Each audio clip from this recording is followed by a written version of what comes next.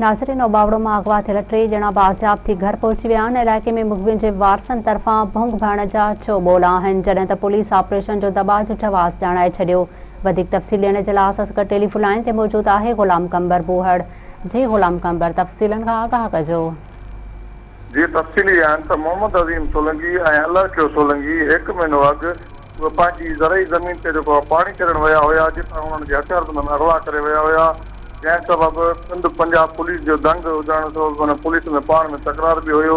जेको 1 महीने बाद जेको अॼु उहे जेको आहे बाज़ियाब थी घर पहुची विया आहिनि। उन्हनि जो इहो चवणु आहे त असांजे वारसनि जेको आहे क़ुर पाक खणी जेको आहे पाक किताब खणी कचे रौती वारे इलाइक़े में घुमायो हुयो, जो असां ग़रीब मिसकिन आहियूं। ऐं उन्हनि पहिरें एहतिजाज बि कया हुया मीडिया ते जेको आहे असां ग़रीब आहियूं, मिसकिन आहियूं। जंहिंखां पोइ धाड़ियल उन्हनि खे जेको आहे छॾे ॾिनो आहे, उहे घर पहुता आहिनि। उन्हनि जो चवणु इहो आहे त असांखे पाक किताब ते छॾियो वियो आहे।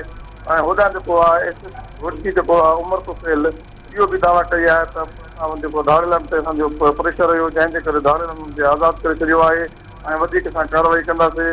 ऐं इलाइक़े में इहे बि चोॿोल आहिनि त जेको आहे इहे जेको भंग भरे जेको बाज़ियाब थिया आहिनि।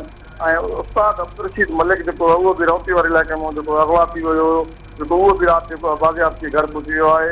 ऐं होॾा एसपी गोदकी पारां जेको आहे इहा बि दावा कई वई आहे त असां हाणे धाड़ियलनि ख़िलाफ़ सख़्तु कार्रवाई कंदासीं।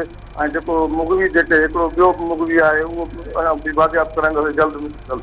जी ग़ुलाम कंबर, अवां जी महिरबानी।